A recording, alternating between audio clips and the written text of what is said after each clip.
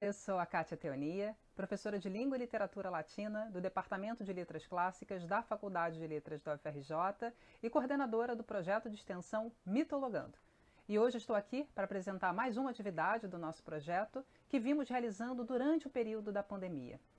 Ao longo deste ano, o projeto Mitologando vem oferecendo uma série de atividades remotas que têm como objetivo apresentar uma reflexão teórica e prática sobre a abordagem da antiguidade clássica no espaço da sala de aula.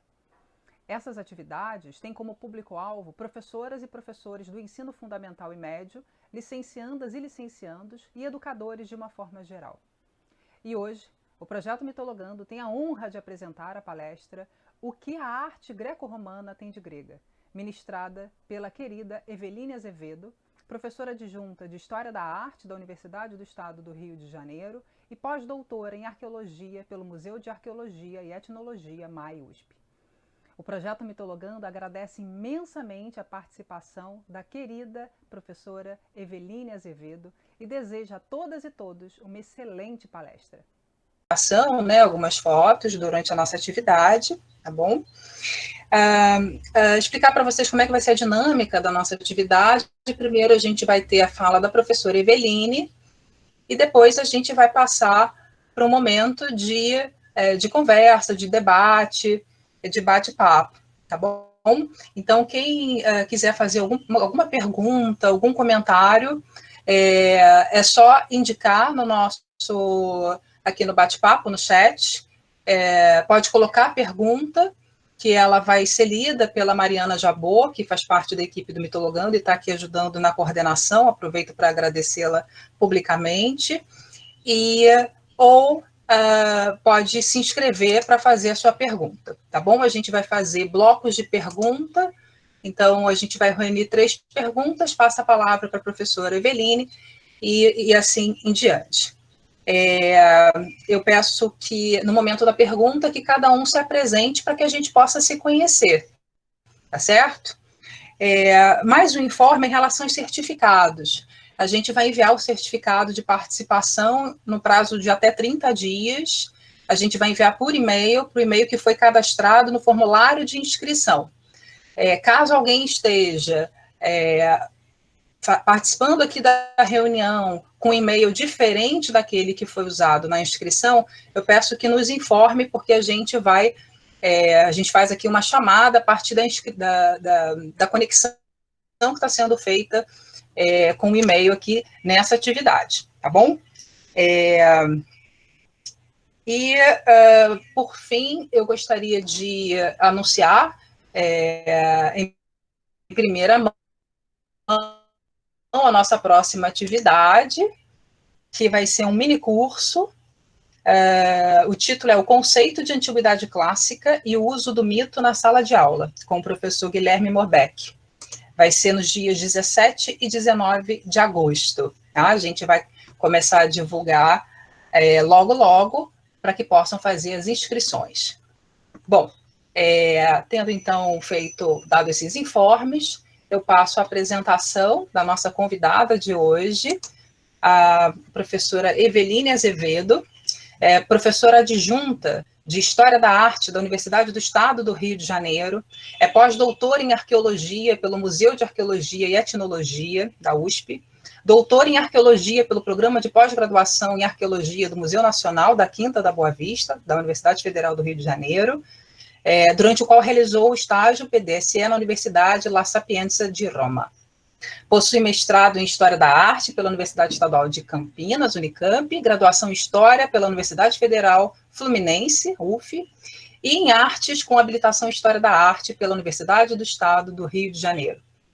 A professora Eveline tem experiência nas áreas de História da Arte e Arqueologia, e seus temas de pesquisa são a arte romana e sua recepção. Então, com muita alegria e honra que eu passo a palavra à professora Eveline.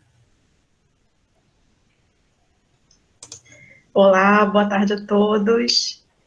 Vocês estão me ouvindo bem? Porque a minha conexão está parecendo que está meio travando.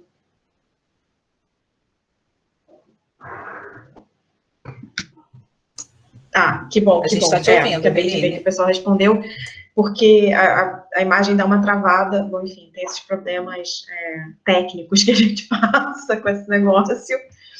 E obrigada, queria começar agradecendo enormemente o convite da Kátia, que é sempre, sim, sempre uma querida, uma amiga especial, e, enfim, alguém que sempre que me convida eu aceito com enorme prazer e felicidade. Queria agradecer a presença de todos vocês, que são muitos, eu já vi, e, sobretudo, os rostos conhecidos, que eu já vi que tem também. Então, muito obrigada a todos. Bom, eu queria começar... Acho que eu vou começar colocando a minha apresentação, o que é chato porque eu não vou poder ver vocês. Então, se acontecer alguma coisa, enfim, sei lá, se cair alguém...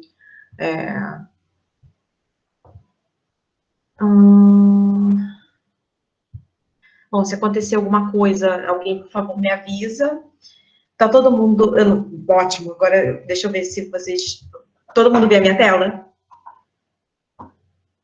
Sim? Sim, obrigada, ótimo. Porque aí agora eu vejo que vocês responderam e posso voltar para minha tela, que é uma coisa muito louca.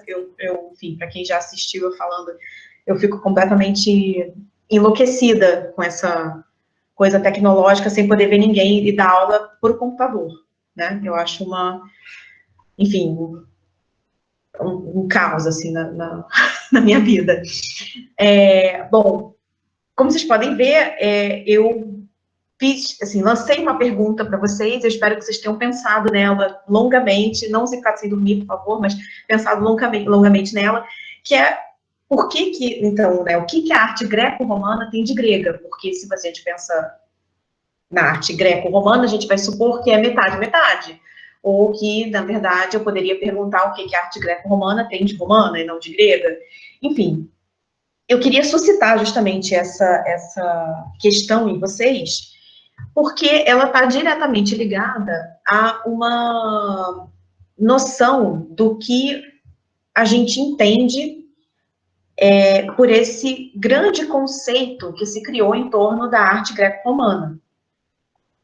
E a gente vai partir justamente, no primeiro momento, dessa noção de que a arte grega, na verdade, ela é definida em 3 grandes períodos. O período arcaico, como vocês podem ver, e eu estou apontando com a mão, obviamente, porque eu esqueci, o período arcaico, o período clássico e o período helenístico, né? Então, a gente vai ter essas 3 grandes definições.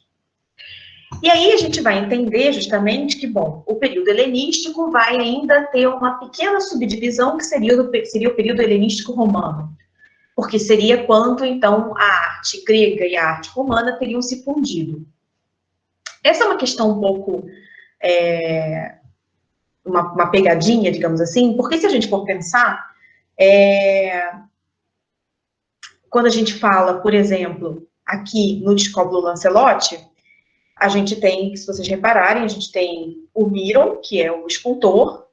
No entanto, a datação dela diz uma cópia romana do século II de um original grego. Bom, então a gente já começa a dizer que essa dita arte clássica grega não é grega, porque ela é uma cópia romana de um dito original grego. E aí a gente tem esse nosso primeiro problema. Toda essa definição se deve justamente a esse senhor aqui, que é o Winckelmann. Não sei se eu consigo ver vocês. Não, acho que quando eu tiro, vocês param de me ver, né? O slide não está alterando, peraí. Acabei de ver que deu pau, peraí. Vocês estão vendo? O que vocês estão vendo? Me deem um feedback aí. Winckelmann. Agora o Winckelmann. Tá, mas estava... O segundo slide não passou. Deixa eu ver se eu consigo fazer uma coisa assim. Peraí, vamos ver se eu consigo... mas eu não sei se vocês conseguem me ver e ver o meu slide ao mesmo tempo. Deixa eu ver se... Sim, a gente consegue ver você e consegue ver o seu slide. Você poderia colocar em tela inteira, por favor? Então, pois é, quando eu coloco assim, aí vocês veem só o meu slide, certo? Deixa eu ver se isso aqui... A gente está te vendo. Sim, continuo te vendo. E quando você for fazer a apresentação lá embaixo, tem a possibilidade de você compartilhar a tela inteira. E aí a gente consegue ver você de um lado e consegue ver a sua tela inteira do outro. Então, peraí, uma coisa vivendo e aprendendo, deixa eu ver se eu consigo... Tá, se você não tiver colocado a opção, isso, se você não tiver conseguido, aí você começa agora de novo e compartilha a tela inteira.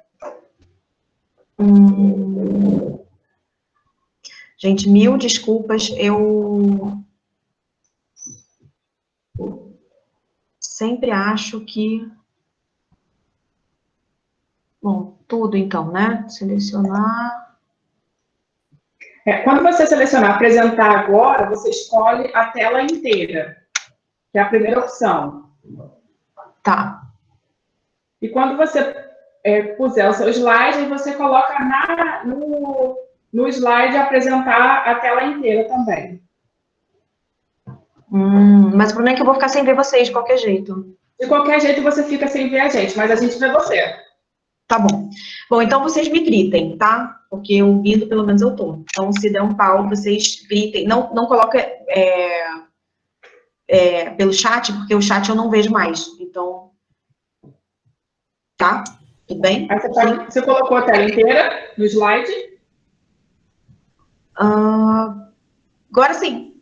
Agora sim, tá ótimo. Ótimo. Então tá. Então, se vocês tiverem alguma coisa, por favor, me avisem pelo áudio, porque eu tô vendo só a cara do Winkelmann, como vocês podem ver também.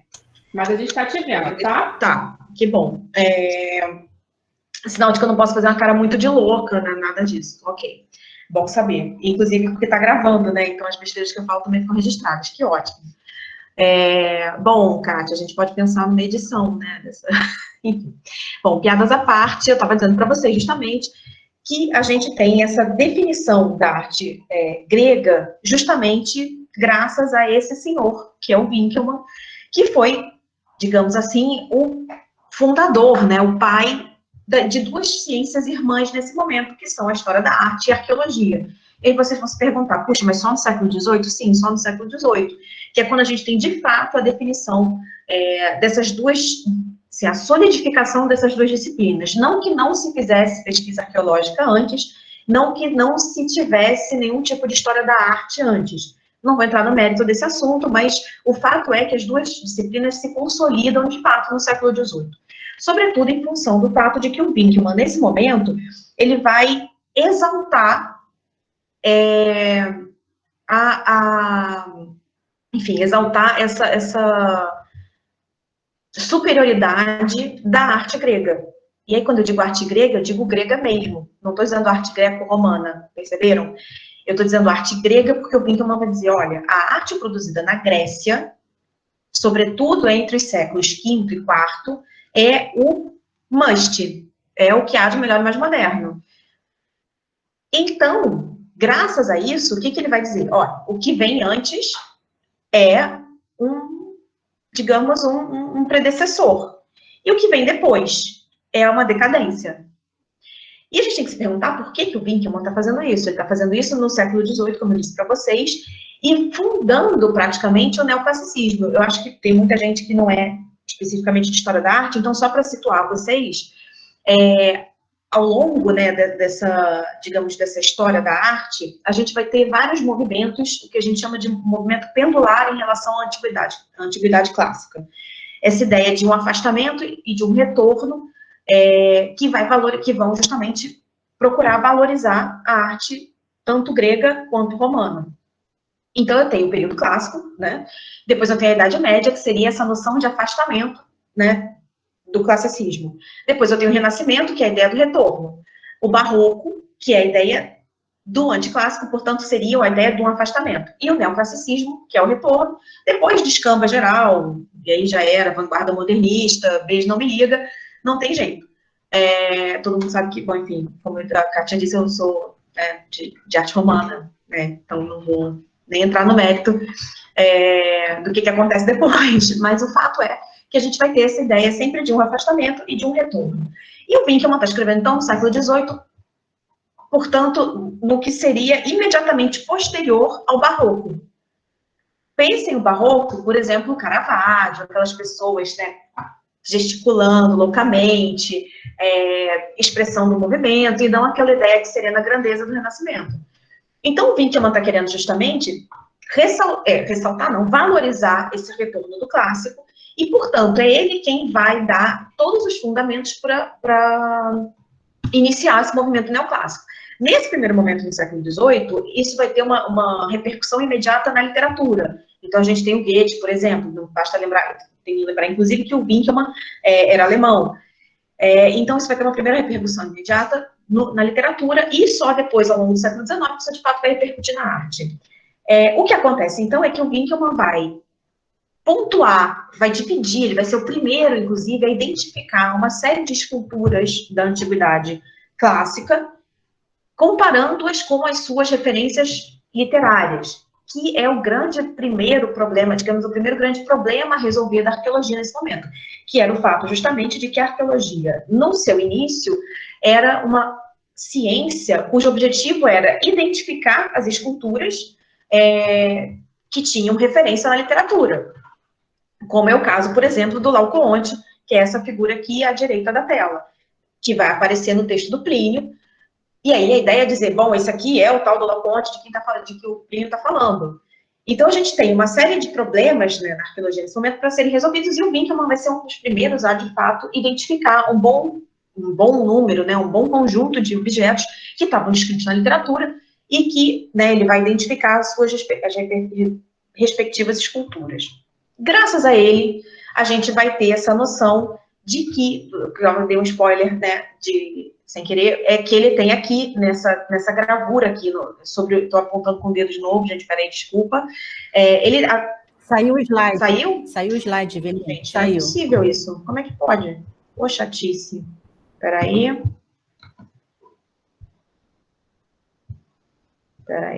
Apresenta, miserável. Aqui.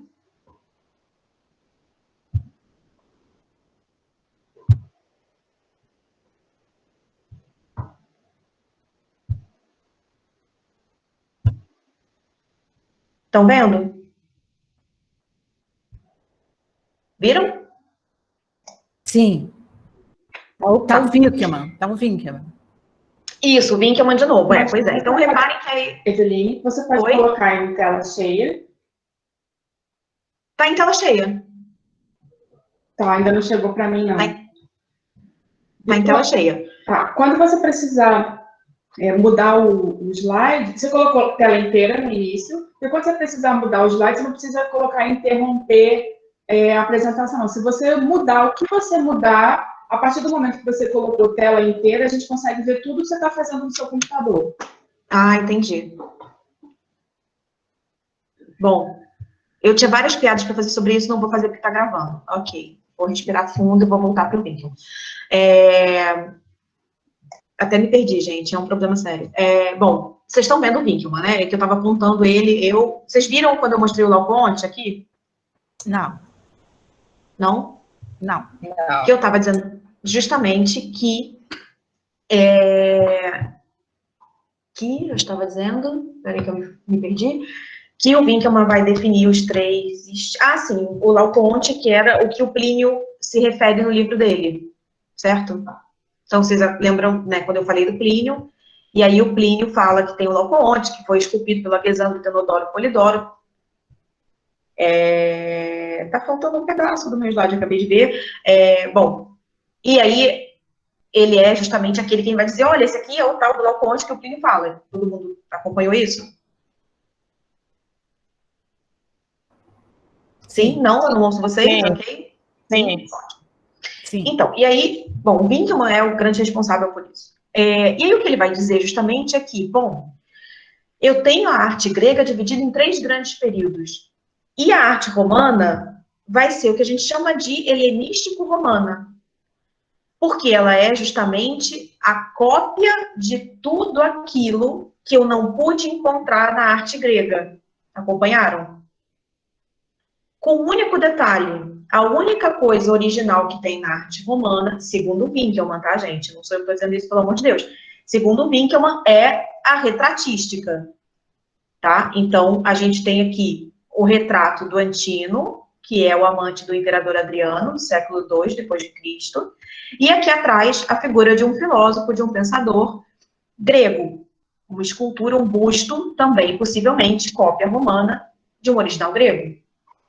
Por que isso? Porque ele vai considerar que apenas a retratística romana era originalmente romana. Porque todas as obras que a gente conhece que seriam gregas, seriam, na verdade, cópias romanas, portanto, realizadas durante o Império Romano, de originais gregos perdidos. Porque, para ele, justamente... Eveline, Oi. congelou no Winkelmann. Ó, gente, mas ele não me larga. Canta para subir, Winkelmann. Beijo, sai. Ele não quer cantar para subir, gente. Calma, peraí. Vamos resolver se ele... Vocês puderem começar a bater uma palma, de repente é isso. Ele não quer ir. Vamos ver. Vocês, parei de apresentar. Obrigada. Aqui.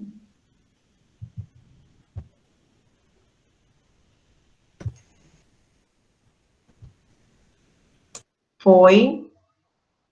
Beijo, Winkelmann, a gente não te quer mais. Estão vendo o Antino? Sim. Tá. Como eu estava dizendo, aquela gravura que o Winkelmann tinha sobre o livro era a figura do Antino, que eu disse a vocês, que é o amante do imperador Adriano, que vai ser considerado um dos retratos mais belos da antiguidade. Tudo bem, o Antino aparentemente era gato mesmo, e por conta disso que o Adriano se apaixonou por ele. O problema é que o Antino, coitado, morreu afogado no Nilo, toda uma história trágica que não vem ao caso aqui agora, a gente tem que marcar uma outra sessão só para falar disso.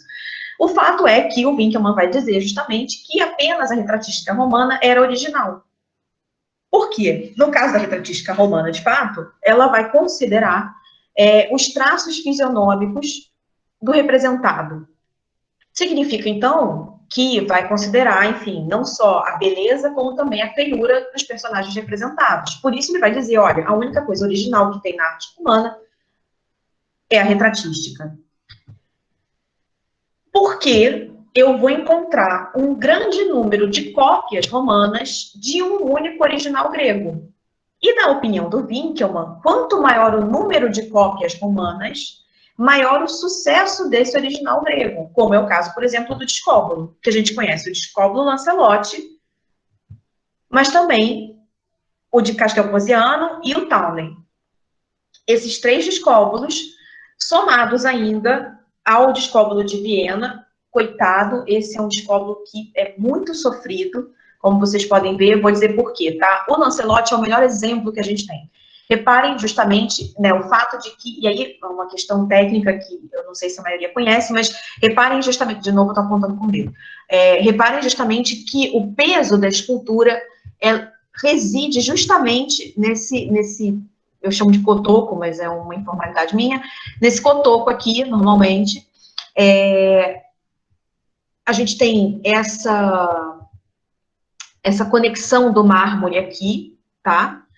E, normalmente, são esses fatores, né, esse apoio para o peso da escultura, e assim como esse outro aqui, que indicam para a gente que é justamente uma escultura que não foi feita originalmente em mármore, mas uma escultura feita originalmente em bronze, e, por isso, o peso da escultura, né, enfim, o apoio da escultura muda, né, o centro de massa da escultura, ele fica prejudicado em relação entre o mármore e o bronze. Então, por conta disso é que a gente tem essa diferença, né, enfim, esse posicionamento de certos elementos marmóreos que não fariam parte da escultura. O Lancelotti é o melhor exemplo deles. Reparem justamente a posição da cabeça, a relação do braço, em relação aqui também a esse contrapeso do braço que abaixa e, sobretudo, esse pé. E aí a gente tem, bom, o Castelposiano, que, coitado, enfim, temos apenas o que sobrou, e o segundo melhor, que seria o Townley, porém, ele foi restaurado no século XVIII com a cabeça na posição errada, certo? Repare ainda que a gente tem a posição dos pés, a posição desse apoio marmóreo aqui, enfim. E aí a gente tem o coitado do Discóbulo de Viena. Coitado. Coitado porque ele tá cansado, gente. Ele tava indo lá jogar o disco, resolveu parar no meio do caminho e sentar no topo. Simplesmente. Muito cansado, coitado, e aí é o que temos aqui. Enfim, ele é sofrido. A grande questão, né, o grande, enfim, ponto de interesse dele é o fato de que tanto o Discóbulo de Viena quanto o Townley eram os dois pertencentes à Vila Adriana.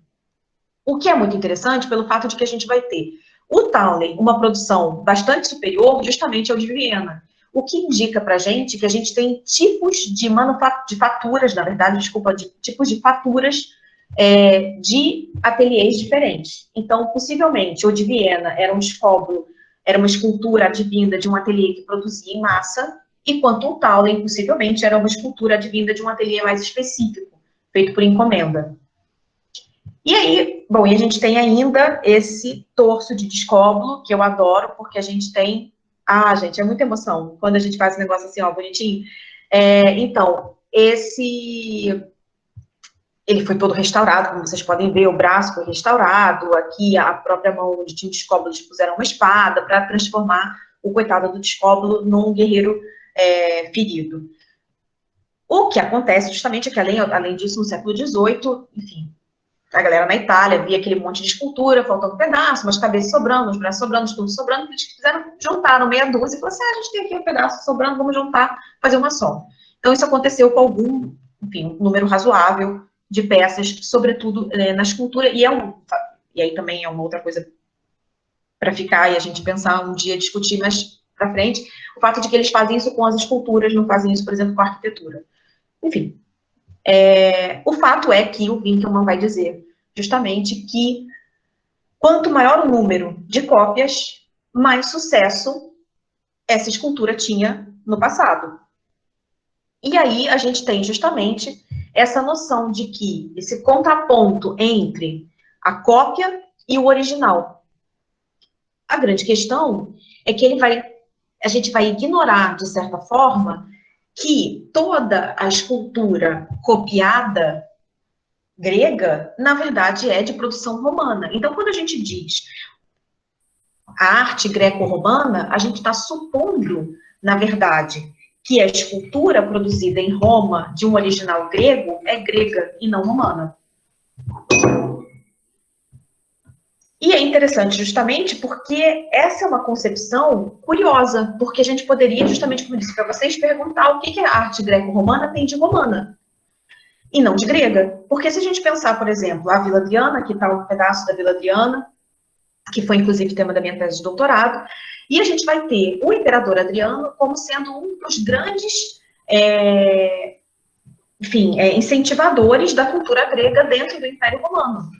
Então, grande parte dessa sobrevivência da arte grega se deve também ao Império Romano, que via na arte grega uma superioridade, não só artística, mas de elementos, e que usou essa arte grega como também repertório visual para construir a sua arte. Então, a gente vai ter na Vila Adriana, por exemplo, aqui a gente tem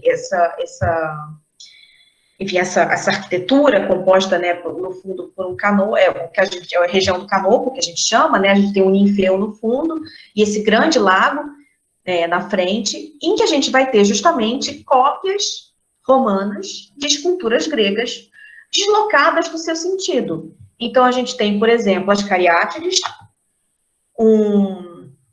Ares, né, do deus Marte, e ainda uma Amazona, compondo justamente uma ideia de decoração. Então, são esculturas originalmente gregas, utilizadas, né, são esvaziadas do seu significado original, para serem colocadas num contexto absolutamente diferente, que não aquele do seu original, e que são esvaziadas, então, desse significado. E a gente tem, por exemplo, o caso Amazona, em que a gente tem essa questão, né, que a gente vai ter justamente uma cópia romana de um original bronze. E aí, quando a gente diz um original bronze, possivelmente perdido, muitas vezes destruído pelos próprios romanos, que achavam que metal era para fazer arma, escultura que se fizesse de mármore, que você não pode jogar mármore na cabeça de ninguém. E aí, justamente, a gente vai ter essa ideia de que os próprios romanos estavam copiando. Agora, a minha pergunta para vocês, já ocorreu a vocês, o que de fato está se copiando? O que se copia? Como que se copia? Será que eles copiavam igualzinho o que era a escultura original? Será que eles escolhiam o que era copiado? Como é que funciona essa questão da cópia? Essa é uma grande discussão hoje em torno da arte romana e, sobretudo, em relação à arte grega, pelo fato justamente de que a gente não sabe até que ponto esses modelos são, de fato, replicados. E aí o que a gente vai ter, muitas vezes, é o fato de que a gente acredita, na verdade, a gente reconhece alguns modelos. Então, por exemplo, se usava uma escultura de um determinado período somada a uma escultura de outro determinado período para construir uma terceira escultura originalmente romana. Tá? Justamente porque a gente vai tentar absorver esse significado de originalidade, que é um significado absolutamente moderno, que uma vez residiu apenas na retratística, porque vocês podem reparar aqui que a gente vai ter a retratística se utilizando dessa singularidade dos elementos, dos traços do retratado, para criar uma peça individual. E a gente não tem como discutir o fato de que isso não é uma cópia. É, de fato, um retrato de um fulano romano, possivelmente altamente mal-humorado, como vocês podem ver aqui. Ou ainda, dessa senhora, também por uma questão dos penteados, da posição do nariz, dos detalhes da boca, dos traços, enfim, tudo isso que a gente consegue identificar como sendo traços únicos de cada um desses retratados. Um dos grandes problemas, e que isso é uma discussão também bastante recente na história da arte, é o fato de quando a gente tem justamente alguns retratados que, na verdade, são personagens históricos e a gente não consegue possivelmente dizer que, de fato, quando eu digo aqui, que esse é o Demóstenes, mas que é uma cópia romana de um original grego em bronze de cerca de 280 a.C. Bom, aí a gente tem vários problemas. O primeiro é saber se o original grego em bronze era, de fato, a cara do Demóstenes ou se era uma peça idealizada. Depois, o fato de que, bom, uma vez sumida a estátua, será que a cópia romana é, de fato, um original desta peça, ou se, de fato, se incorporou algum tipo de elemento ao retrato do Demóstenes, que não fosse o Demóstenes, na verdade. E até que ponto esse original de mármore identifica o... Enfim, a gente tem vários problemas que são... Enfim, que podem ser colocados em relação a uma estátua como essa. Sobretudo quando a gente pensa, por exemplo, o retrato dos imperadores, que eram feitos justamente para serem propagados pelo império. Então, era para que o rosto do imperador fosse, de fato, conhecido. Então, a gente vai ter uma série de elementos, e aí, eu uso o Adriano porque eu gosto mais do Adriano, enfim, esse é o ponto, né? Mas a gente podia usar o Augusto, por exemplo, que é um imperador que foi altamente retratado, governou durante muito tempo, e a gente consegue identificar as diversas fases de, digamos, crescimento do Augusto. Então, ele novinho, ele mais velho, ele velho, bem mais velho, aí ele resolve que ficou velho demais, ele volta um pouco e idealiza o retrato dele. Enfim, então, ao mesmo tempo que eu tenho um conjunto de características que remetem a um original, na verdade, a características singulares desses retratados, também eu tenho um conceito de idealização, que fica mais claro, não é nessa imagem, porque eu mesma faço pegadinha para mim nos meus slides e esqueço que botei uma coisa no meio da outra. Era só para vocês verem esse perfil belíssimo do Adriano e o fato de que ele muda o penteado de vez em quando. Então, ele mudava o penteado, mudava a posição da barba, enfim, temos coisas nesse sentido, só para vocês terem essa ideia, como eu disse, não só da individualidade do retrato, mas também desse grau de idealização. E aí, continua não sendo o slide que eu estava imaginando que fosse. O fato é que, em algum momento, eu vou chegar no slide que eu quero. é horrível dar aula no silêncio, tá? Quero dizer para vocês. Então, se vocês puderem pelo menos abrir o microfone e dizer, ai, obrigada, ou então, que legal, ou não entendi absolutamente nada, volta, eu vou agradecer, porque esse negócio de falar para a tela do computador, gente, é horrível. Mas, Estamos aqui desculpa, com você. abri meu coração. Tá, Tá eu tudo abri meu ótimo. coração. Você não está sofrendo agora. Obrigada, gente. Eu agradeço enormemente, porque esse negócio eu fico dando aula, e assim, você vê, esse é o Croisos, né? Esse fulano aqui à esquerda, e esse sorrisinho dele, né? Se você estiver dando aula só para ele chega a ser irritante. Quero dizer que chega a ser irritante, porque é uma característica das estátuas arcaicas, é esse sorrisinho sem graça, sabe? Assim, tipo, enfim, era só uma piada boba, porque alguém dizia, uma vez eu ouvi dizer que, pra gente saber que é uma estátua arcaica, tem que ver se tá sorrindo. Falando, sério, de todos os elementos que uma estátua arcaica tem, você vai me dizer que o que define é o sorrisinho sem graça? Não, gente, para. Pelo amor de Deus, né? Vocês vão ver que a estátua arcaica, ela tem, inclusive, toda essa questão da posição absolutamente centrada sobre um eixo muito rígido de massa, paralelamente às estátuas egípcias, porque as estátuas arcaicas gregas foram diretamente influenciadas pela estatuária egípcia, tá?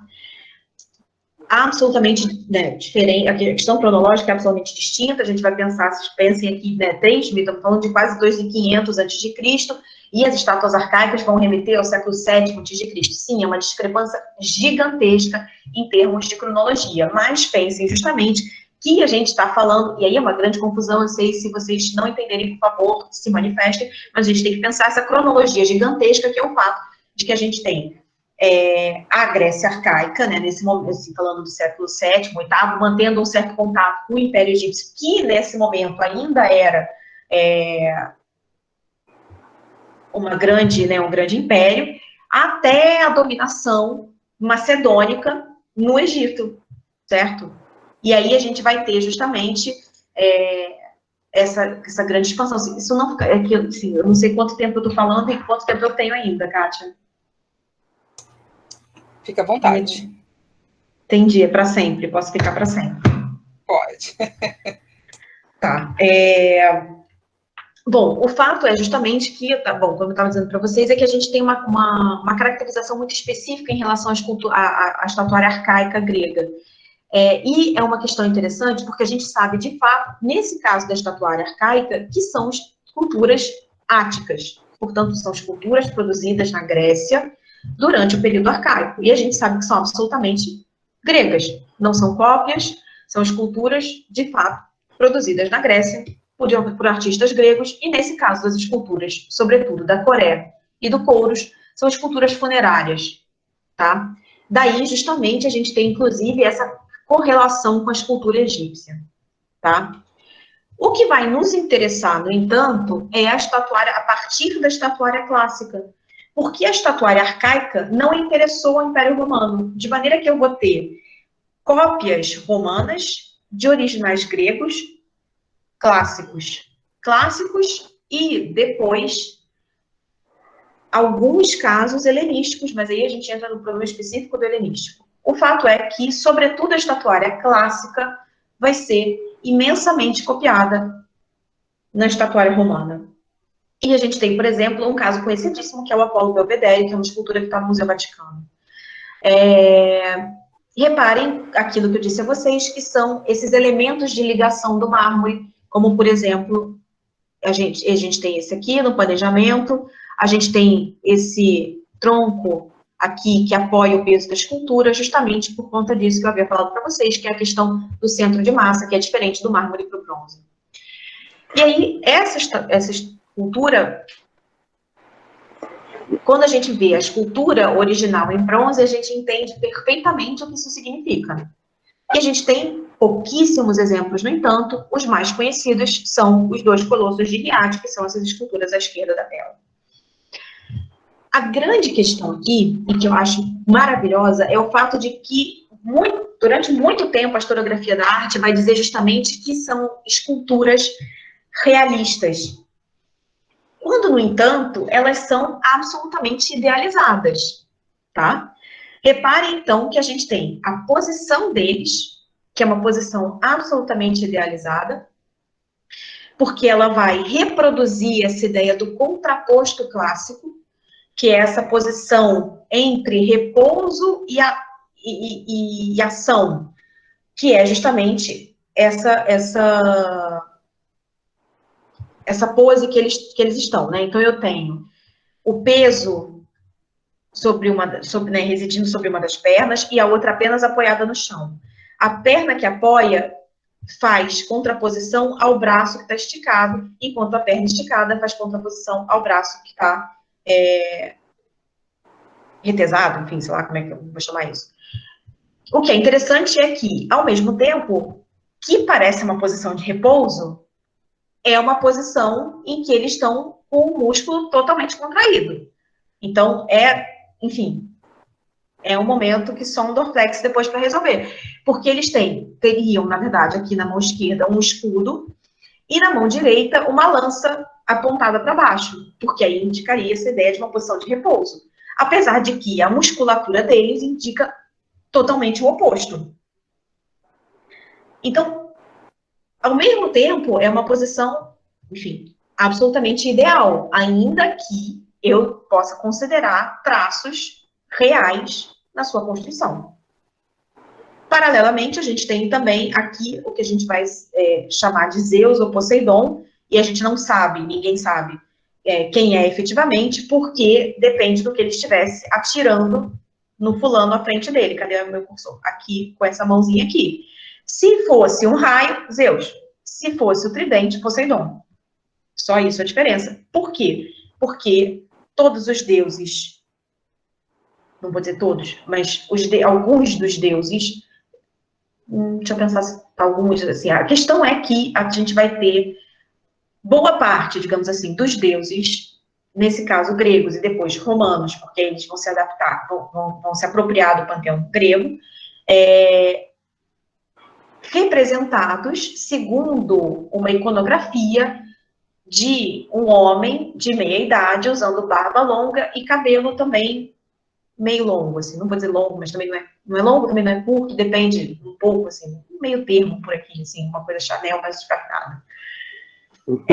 E aí o que vai variar são os adereços, digamos assim. Então, no caso do Poseidon, o tridente, no caso do Zeus, o raio, no caso, enfim, do Nilo, ele teria um jarro na cabeça, enfim, e assim por diante.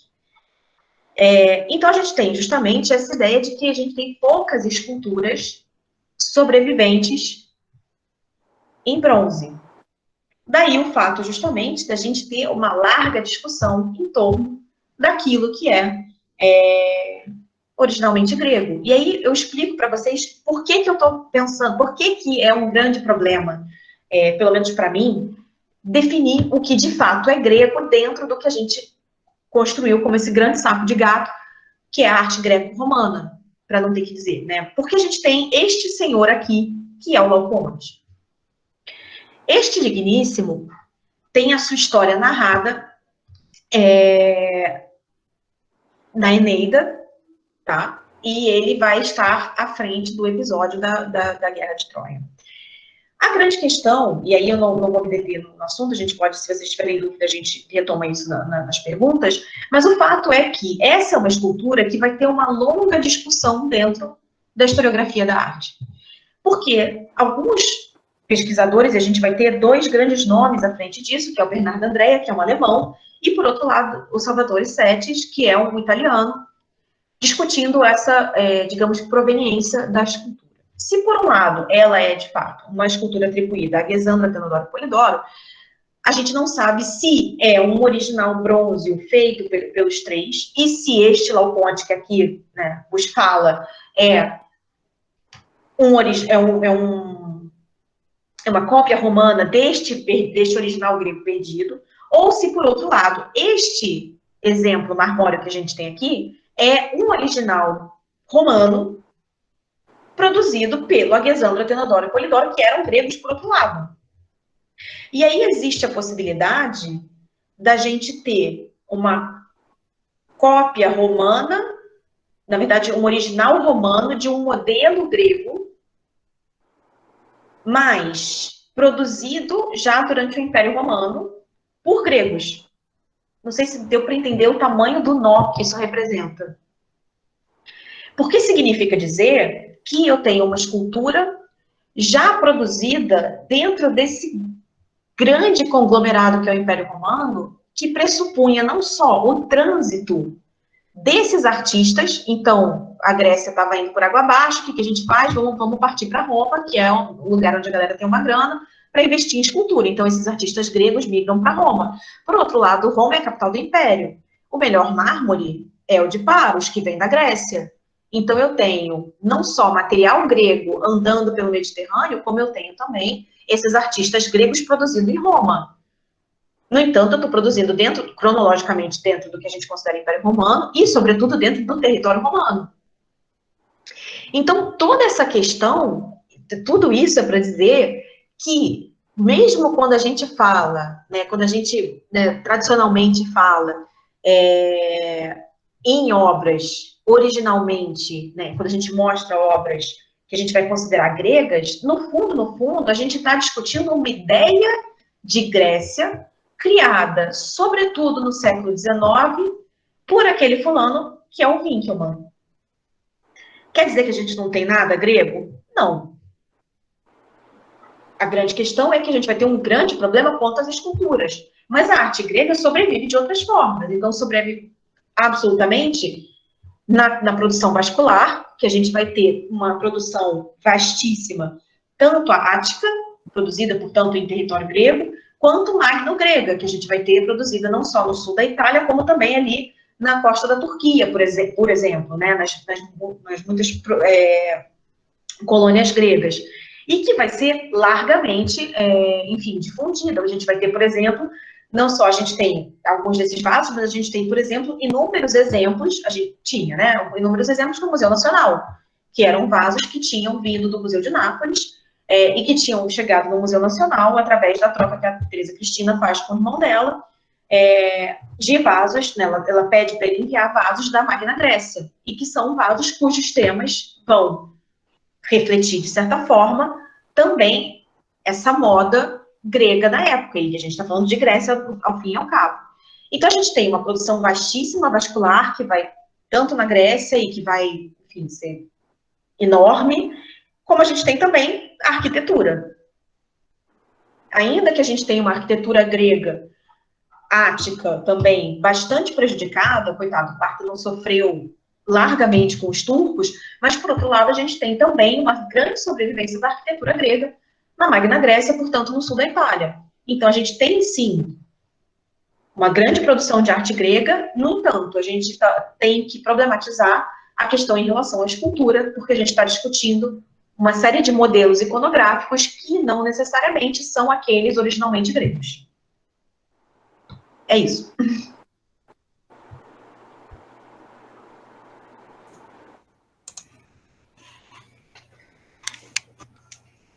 Espera aí que eu acho que eu estou apresentando ainda, deixa eu tirar. Oi. Bom, vejo vocês agora. Perguntas, eu já vi que alguém me perguntou o nome, acho que dos dois autores que falam sobre o Laocoonte, só que eu vi meio rápido, não vi quem foi que perguntou. São o Salvatore Settis, com 2 T's, S-E-T-T-I-S, e o Bernardo Andrea, que é, Andrea, o alemão, é A-N-D, peraí que eu tenho que escrever, D-R-E-A-E. A gente reclama que o alemão tem não tem vogal, e nesse caso tem um monte. Enfim, são esses dois. Eveline, querida, obrigada pela sua fala tão rica, pelos seus slides lindíssimos, com efeitos especiais maravilhosos. A gente vai começar agora o bate-papo, então quem quiser fazer pergunta, comentário, por favor, vão fazer as inscrições. Vocês podem deixar a pergunta no chat, e aí a Mariana Jabot vai fazer a leitura, ou vocês podem se inscrever para fazer a leitura, tá bom? Mariana, a gente já tem inscritos? Sim, tem uma pergunta aqui do Nicolas Ribeiro. Obrigada, Kátia. Ele perguntou, professora, uma curiosidade, não sou da área. Há algum padrão maior nas obras gregas retratando mais alguma coisa, enquanto que com os romanos destaca-se outras coisas? Por exemplo, filósofos. o culto ao corpo, os deuses, enquanto nos romanos a força militar, os deuses voltados ao combate. Aí ele perguntou se é a viagem da cabeça dele ou se tratava quase tudo e, sobretudo, o cotidiano de pessoas políticas, força militar e cultura religiosa. Deixa eu começar. Posso começar respondendo? Bom, tem algumas coisas, eu não vou conseguir, peraí, não vou conseguir ver todas as mensagens também, peraí. Ih, gente, peraí, tem muita coisa. Jesus, vou ficar 3 dias lendo, peraí. Deixa eu começar me concentrando na pergunta dele. O que acontece? A gente vai ter uma série enfim, de cópias, e a gente vai pensar que tudo é copiado, e, ao mesmo tempo, os romanos vão usar a arte grega não só como um arsenal, digamos assim, de iconografias, então de esculturas integralmente, como vão usar também elementos iconográficos de cada uma dessas esculturas. Então, não tem só a ver com essa questão militar, assim. Tem alguns casos? Sim. Por exemplo, a gente vai ter 2 exemplos que acho que eu até mato mais uma pergunta que tem logo depois. Um exemplo interessante que eu gosto muito é o exemplo do Horto Salustiano, que foi uma vila do Júlio César, em que ele replica esculturas fugiu o nome agora do rei da Magna Grécia, que eram os Gálatas. Então, na verdade, era a tumba do Átalo I. Então, era uma tumba com 5 esculturas representando os celtas, porque tudo bem, né, todo mundo sabe que eu defendo Roma, ok, essa coisa toda. Então, os celtas eram um problema, uma extensão de saco, desde a Magna Grécia até Roma. Então, o Átalo I também, na sua tumba, vai fazer um monumento glorificando a sua batalha contra os celtas. Então, ele faz 5 esculturas, 2 das quais são conhecidas porque a gente tem essas esculturas replicadas no Horto Salustiano, que foi a vila do Júlio César, que são o Gálata moribundo e o Gálata que se suicida. Não sei se todo mundo tem essa imagem na cabeça, eu não coloquei porque, enfim, vocês já viram que eu falei, né, um monte, mais do que eu tenho, com algumas, eu boto tudo que eu queria e ficar 3 dias falando. Então, a gente tem essas 2 esculturas, que na verdade eram um conjunto de 5, que ficavam na tumba do Átalo I, e que o Júlio César vai replicar na sua vila, porque, assim como o Átalo I, ele vai vencer os celtas.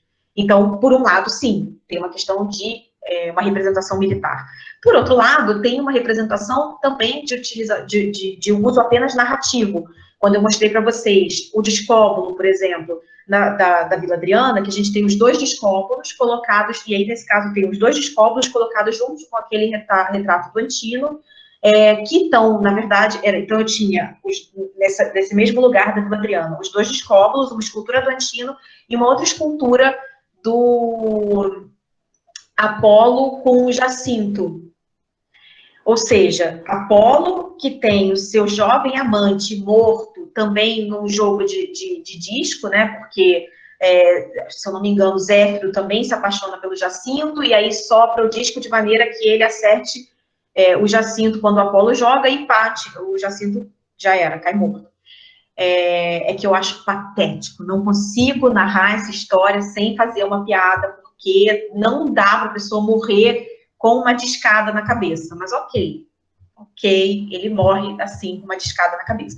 E aí, a gente tem na Vila Adriana a escultura do Apolo Jacinto somadas a essas 2 esculturas do discóbulo, portanto, eu tenho a narrativa mitológica associada aos 2 discóbulos e, por fim, ao Antino, que é o jovem amante morto tragicamente, porque, nesse caso, a gente remete à piada, se não fosse trágico, seria cômico, o fato de que eu tenho também, no caso do Adriano, o jovem amante dele que vai morrer afogado no Nilo. Então, eu tenho toda a iconografia grega usada como repertório narrativo para remontar uma história específica dentro da arte romana.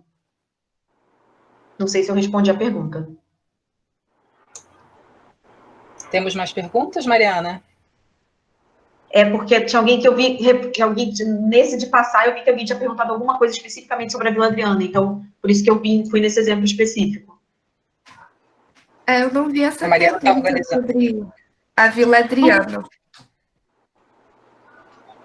Tem uma aqui que foi pedindo para falar novamente os nomes dos autores em alemão e italiano, que discutem Isso, que eu já falei, sim. Conte.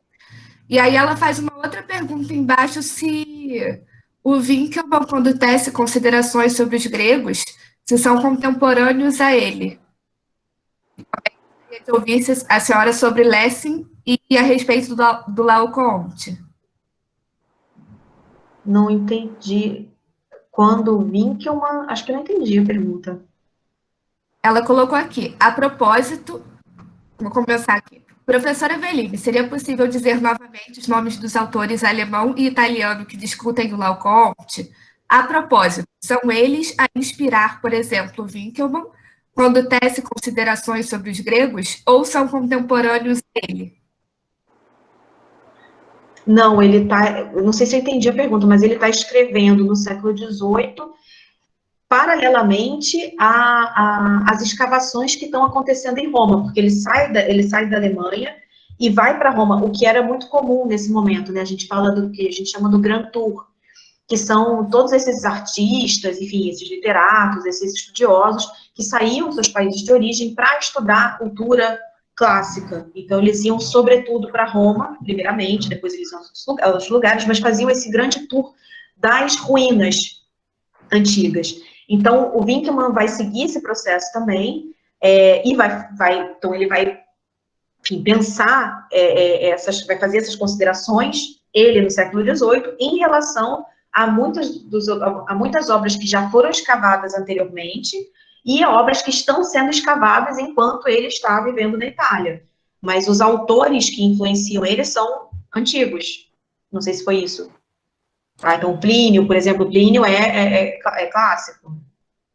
Não sei se é essa a pergunta.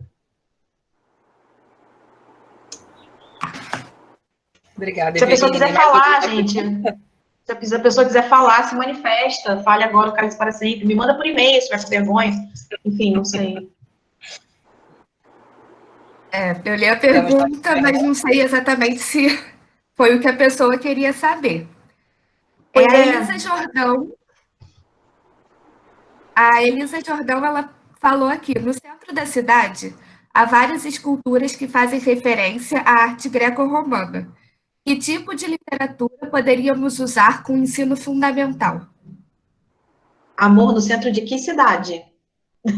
Ela só botou no centro da cidade. Vou supor, porque eu sou de Niterói, vou supor que o centro da cidade é o Rio de Janeiro, porque eu sou do tempo que meus pais chamavam e atravessar de barca de ir à cidade. Porque Niterói é a província, né? Vocês sabem. Então, a gente saía de Niterói de barca e ia para a cidade, que é o Rio de Janeiro. Então, estou supondo que é o Rio de Janeiro. Olha, o que acontece? Supondo que seja o Rio de Janeiro, eu não sei exatamente, estou pensando quais são as esculturas e o que se poderia usar. Não sei, se for, por exemplo, o Museu Nacional de Belas Artes, que tem uma série de esculturas em gesso, são réplicas em gesso, de obras muito conhecidas, né, clássicas, um livro de história da arte normal, assim, por exemplo, um livro que eu acho interessante, que tem uma parte considerável, né, sobre arte tanto grega quanto romana, é um livro em 3 volumes, do Júlio Carlo Argan, que é um italiano, e aí ele vai falar sobre a arte italiana.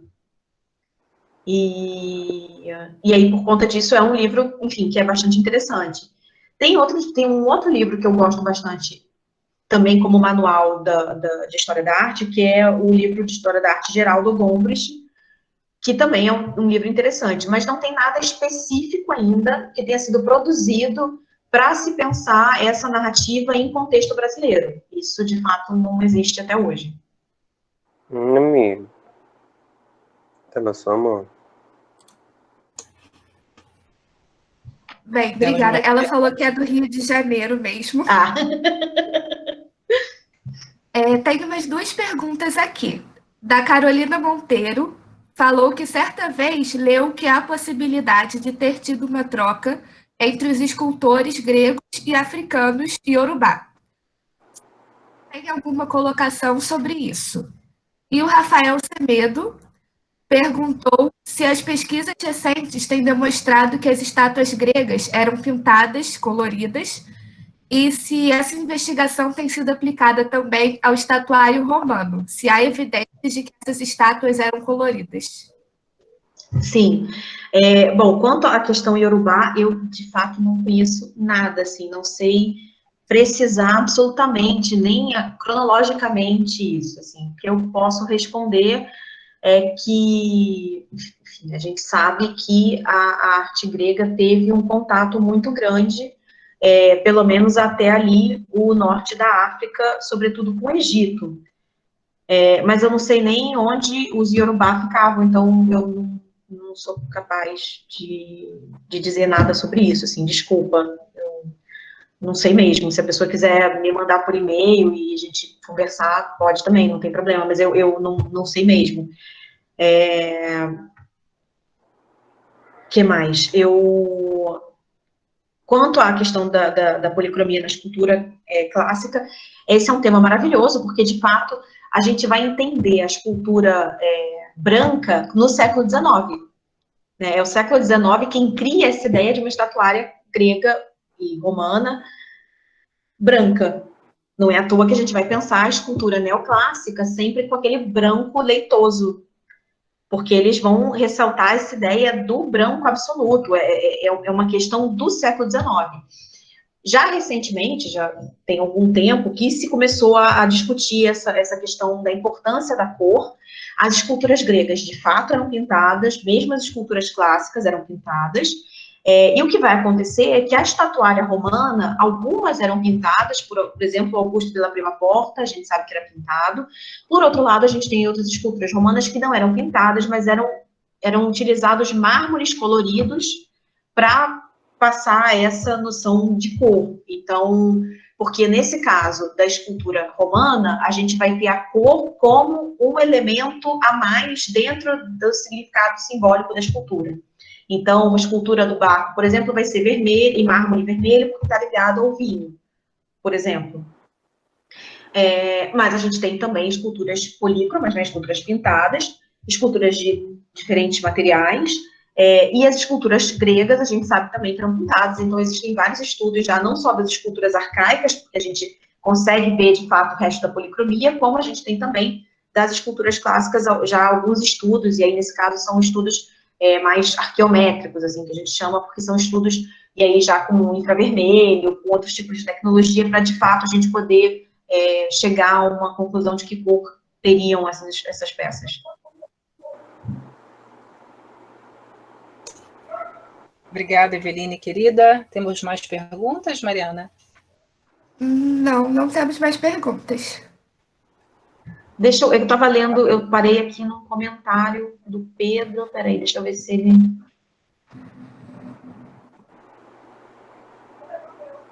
Ah, bom, ele está falando sobre...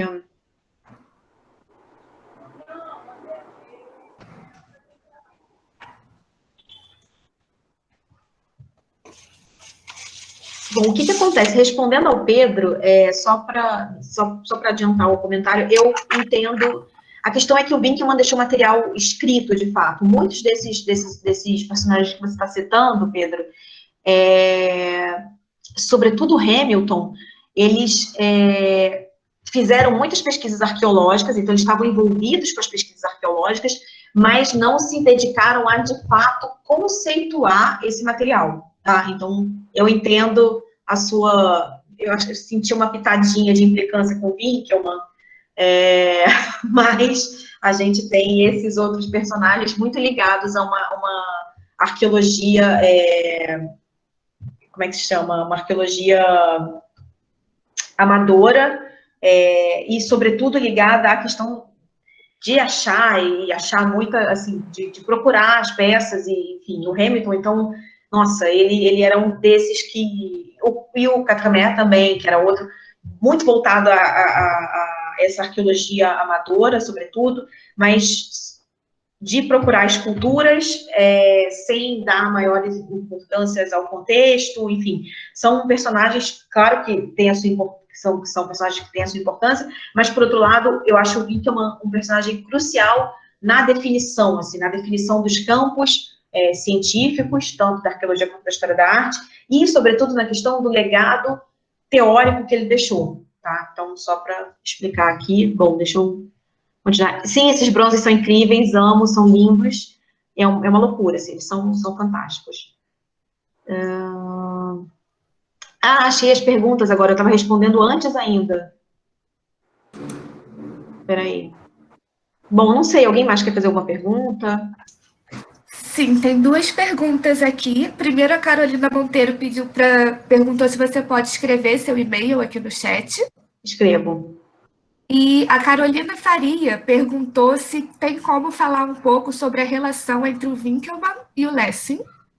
E a Mayara de Souza falou que gostaria de saber se o obelisco egípcio seria um predecessor da coluna comemorativa romana. Olha,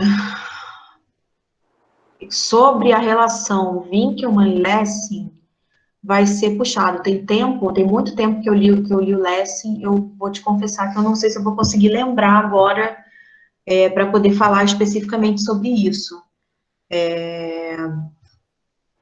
Nossa, tem muito tempo mesmo. Eu confesso que eu não vou conseguir te responder agora de imediato. A gente pode se falar por e-mail, porque é uma pergunta bem específica, não vou conseguir lembrar agora.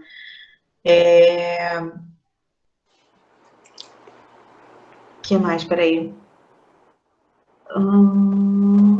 Sobre o obelisco egípcio. É porque a Carolina... respondendo de novo, Pedro, não é que não tenha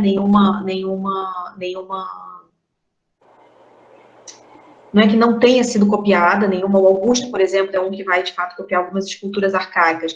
Mas, de maneira geral, a gente não tem. O que acontece? Quando eu digo que a gente tem, sobretudo, uma reprodução da estatuária clássica romana, é porque eu estou especificamente discutindo o fato de que eles estão utilizando esse repertório grego não só como modelo iconográfico, como repertório iconográfico. Então, são elementos, são momentos específicos em que a gente vai ter uma ou outra réplica de escultura. Mas é difícil, é raro, e depende muito do momento. Se quiser também anotar meu e-mail, a gente conversar sobre isso, também podemos, mas enfim, são contextos bem específicos. Quanto à relação obelisco e coluna comemorativa, eu acho, de fato, que não teria nenhuma relação imediata, assim. Em alguns momentos, as duas coisas vão ter a mesma função? Em alguns momentos, sim. Alguns obeliscos vão ser comemorativos. A grande questão é que, quando os romanos começam a fazer as suas colunas comemorativas, elas não estão ligadas diretamente à questão egípcia. Então, a gente poderia, sim, traçar um paralelo de funcionalidade? Poderíamos, mas seria um paralelo a posteriori, tá? Porque, no caso dos egípcios, o obelisco pode ou não ser decorado, pode ou não ter uma narrativa, e normalmente ele não tem uma narrativa, na verdade, normalmente são orações, enfim, enfim, é uma outra questão, e, sobretudo, está ligado aos iniciados, porque é uma escrita, ainda que seja de imagem, é uma escrita, então eu tenho uma língua, na verdade, eu tenho uma narrativa feita ali, linguística, diferente do que eu tenho na coluna, que é uma narrativa visual, ou seja, qualquer um é capaz de identificar aquilo que está sendo representado, diferente do que acontece no obelisco egípcio. Além do fato de que os romanos vão ser vão ser o povo que mais levou o obelisco para Roma. Então, o segundo lugar onde mais tem obelisco egípcio é Roma. Perde apenas para o próprio Egito. Então, os obeliscos vão ter, em Roma, uma função específica de ser um monumento comemorativo da dominação romana, diferente da coluna da coluna, dessas colunas. Então, a gente pode fazer um paralelo? Pode, mas é um paralelo teórico e não um paralelo contemporâneo a eles. Não sei se eu respondi a pergunta, se a pessoa tiver ficado com dúvida, por favor, manifeste-se. Fale agora. Temos mais Obrigada. perguntas, Mariana? Sim. O Henrique Galvão só colocou um comentário aqui falando que gostaria de saber mais sobre a influência da arte mesopotâmica e do Oriente Próximo na cultura greco-romana e agradeceu a palestra. A Carolina Faria respondeu falando que Lessing trabalha uma Grécia não idealizada e que gostaria de saber sobre as implicações disso na escultura, que vai mandar um e-mail. Tá. E a Jaqueline Queiroz perguntou aqui, ela falou que quando viu um Kouros ao vivo e a cores no Museu Nacional de Atenas, ficou impressionada com o tamanho das nádegas das estátuas. E perguntou se a senhora poderia dizer por que as estátuas desse período tinham essa característica.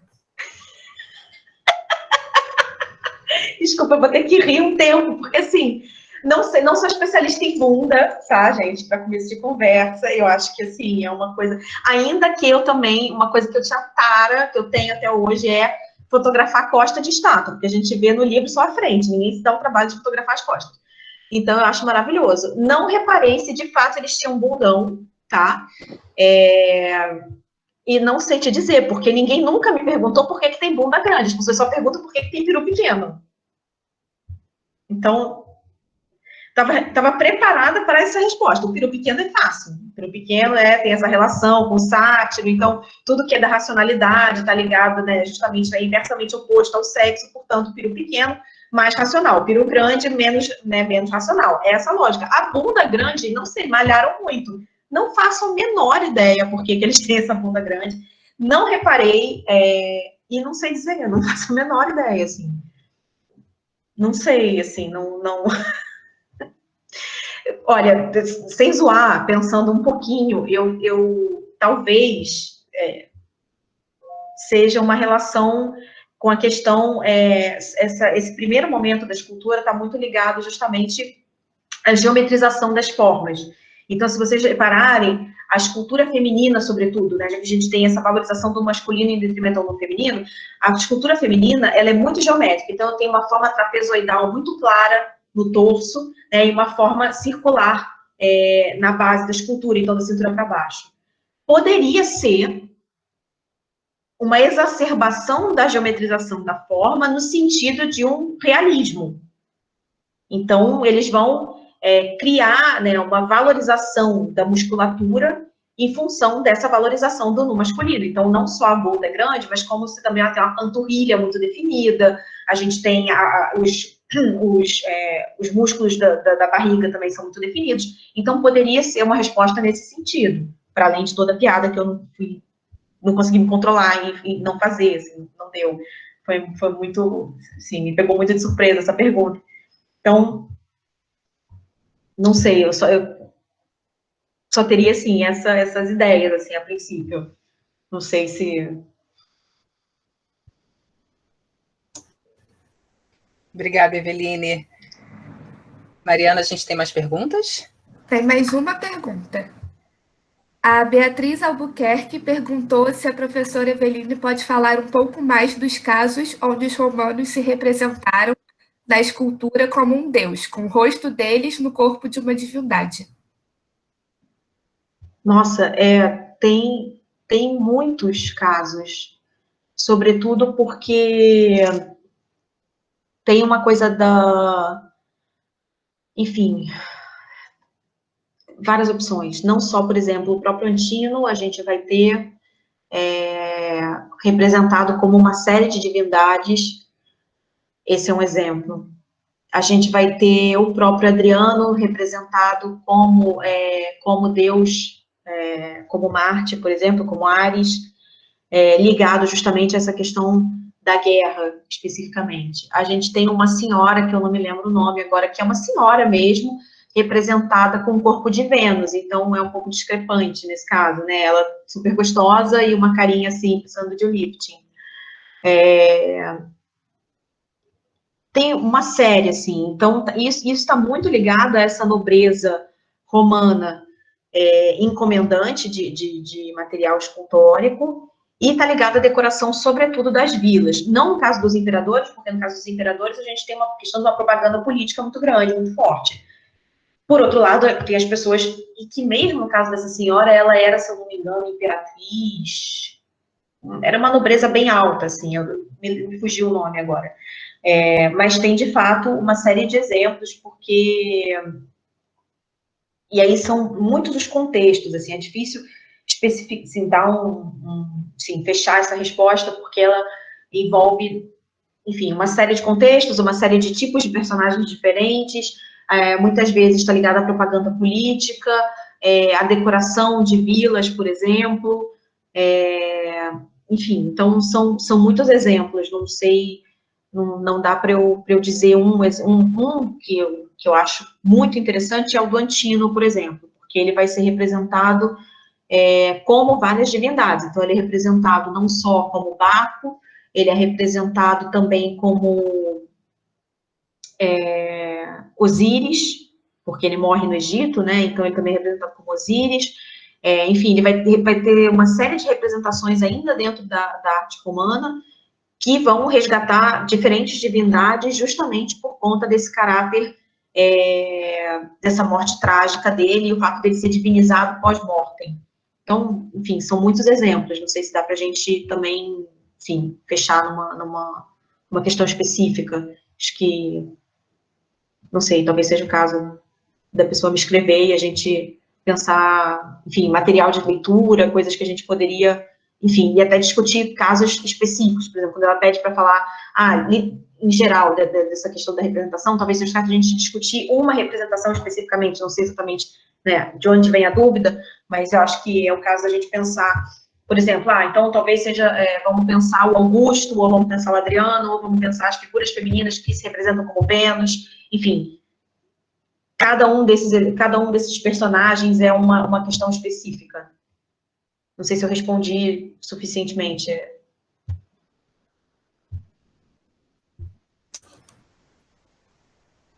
Obrigada, Eveline. Temos mais perguntas, Mariana? Não, sem mais perguntas.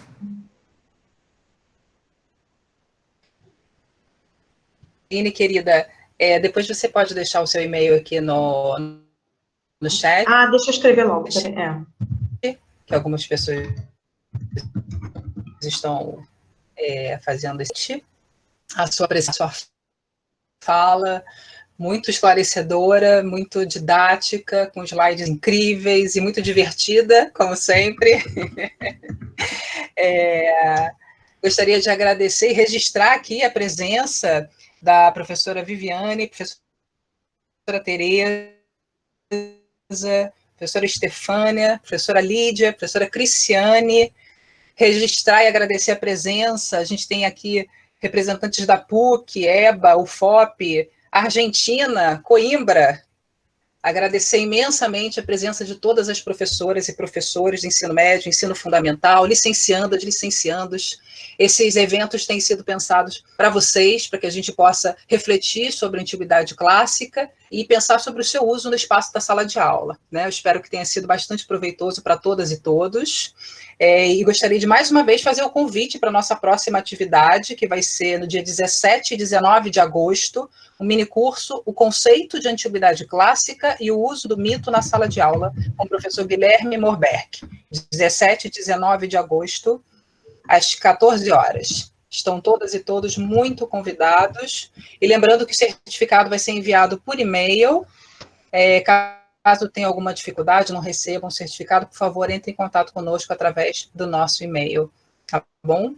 Muito obrigada, Eveline, pela sua presença maravilhosa, pela sua participação no nosso evento, foi incrível, muito bom. Muito, muito, muito obrigada mesmo, eu vi que tem gente de um monte de lugar diferente, isso foi muito bacana, enfim, nossa, muito, muito obrigada mesmo pela presença de todo mundo, foi incrível, eu adorei. Muito bom. É bom que esse espaço virtual conecta pessoas de todo mundo mesmo, né? Gente, obrigada mais uma vez pela presença de todos vocês e saúde a todos e todas. Obrigada, Tchau, tchau. gente. Tchau.